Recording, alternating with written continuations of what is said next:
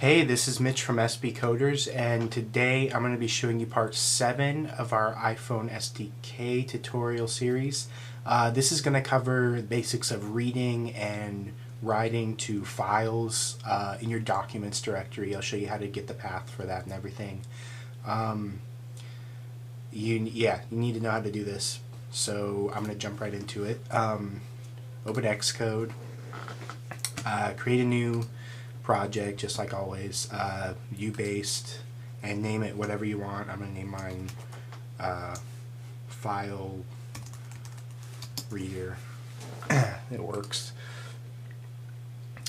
Save it and jump right into this. It's pretty easy. We don't need that much for like our interface or anything for this, so just open your main view controller and just drag.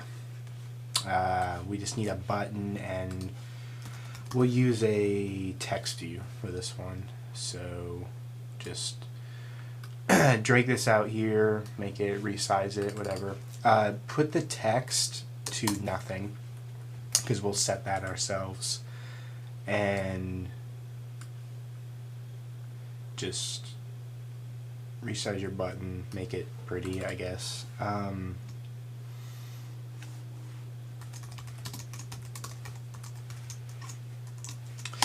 Okay, so this is it for our interface. We'll hook stuff up later, but that's all we need. So go into our main view controller's header, and we'll just implement or define these things real quick. We're going to need an IB outlet for our text view, and we'll just name it text view. We're going to need one action, and just name it file action. Keep it simple. We're also going to need a NS file manager, which will handle our opening and checking to see if files exist type thing. Just name it FM. I'll show you how to work this later. We're going to need an NS string data, which is what we're going to write to our file. And I think that should be it for now. If we need something else, we'll do it later. Go into our implementation file and just implement our file action that we made. We are going to actually use the viewDidLoad method, so uncomment this, because we're going to have to do some things when the program starts. We'll start with that right now. Actually, go back to your interface, and we'll connect this stuff real quick so we don't have to do it later. This is our text view. This is for our action, touch up touch up inside, not outside. And now we're completely done with our interface. We don't have to touch that again.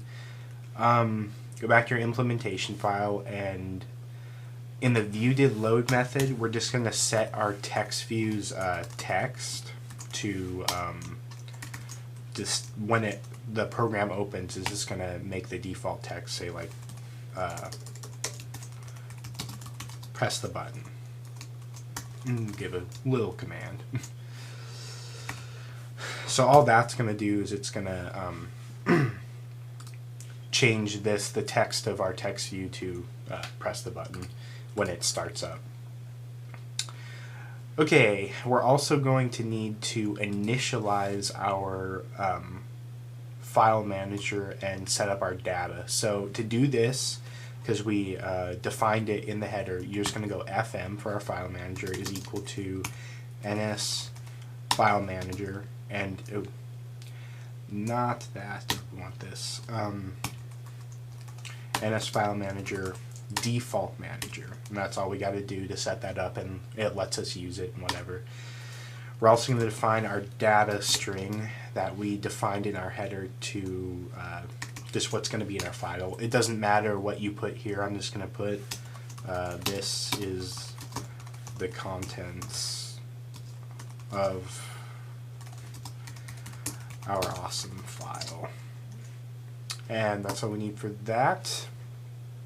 So we have everything set up. Now we need going to put into effect our checking for files and loading them if we need to. So how we're going to do this is it's just another file manager action and embedded in a conditional. We're just going to say if our file manager, actually before we do this, we have to get our paths to our documents directory. Forgot about that. To do this, it's kind of tricky. Not really. Once you like do it once, you'll know how to do it forever. But I don't know why they make it so hard and not just a little easier. You're gonna make an array, just an NS array, and name it paths. You can name it whatever, but keep it how this way to make it easier for you guys. It's going to be equal to the NS search path for directories in domains, and it should pop up in your auto completion list. And for this first thing, we're going to do the NS document directory.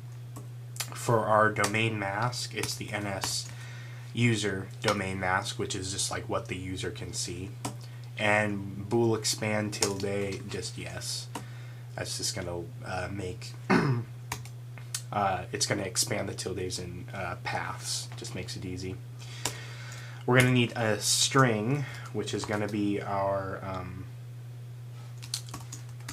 I'll just name it doctor, but this is actually going to be the path to our documents directory. And all this is going to be is paths, the array we made right here, object at index 0, which is going to be the first thing in that array is going to be our documents directory. And last but not least, we're going to just create the file path to our file that we're going to be writing at the end. So for this, we're just going to need another NS string and just name it file path. And it's going to be equal to the document directory, and we're going to append like our name on the end. So it's going to be string by appending path component, and then we're just going to name our file. So I'm just going to name mine awesome file.txt so we can read it easily. That's all we need there. And that's going to set up our file paths and all that good stuff so we can use them. Now we can do our simple conditional to check for the file. So if file manager, file exists at path, file path, what we made right here. So if this file right here exists, then we're going to load it. Then we're going to load the file because it exists. And I'm putting it in comments now because I'm not actually going to load it yet to show you guys how that this works, that the second part works. For the second part, it's going to be else. So like if the file does not exist, then the file doesn't exist. And we're just going to change our text fuse text to file doesn't exist. Simple as that. I'm going to build this and run it just to show you guys that this works, but we're not done yet. So you see this loads up, it tells us to press the button, and because I pressed this and the file doesn't exist, it'll tell us that the file doesn't exist, and I spelled that wrong.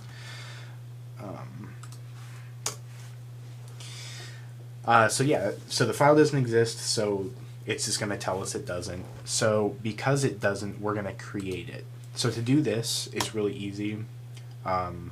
We're just going to tell data, which is the string that we made right here. We're going to write it to file, and we're going to write to our file path. So it's going to write it to this file right here. Yes, for atomically, and for encoding, just use NS UTF-8 string encoding, which is like a pretty standard one. There's others for like web type stuff. Pass nil for error. We're not going get fancy and do like error checking here. So that right there will write it to the file, and our file will be created. So now I'm going to show you that working. And I actually have the documents directory for the simulator right here. So it'll show our file being made. So now when we press the button, it's gonna, file doesn't exist, but it creates our file now. So now that that works, now we need to implement our reading. So all we have to do here, it's really simple. We're just gonna set the text views text to, in another bracket, it's an NS string with contents contents of file, the first one, and it's the file at our file path that we're always using, the same encoding that we encoded it with, so NS UTF-8 string, and once again no errors. And that will load the file once it's in, if it exists, it'll load it into our text view. So we run this, you can see that the file does exist here in our documents directory, and when we press it now, it's gonna, this is the contents of our file. As you can see right here, it's the same thing. It just loads it from the file instead of like a string. So that is the very basics of reading and writing to files. If you want to like read and write like images and stuff, it's a little different. Like you use the same reading and writing methods, but instead of passing like strings, you have to pass like images and all this stuff. It's not that hard, but that's the basics. So hopefully you guys can go from there and figure the rest out on your own.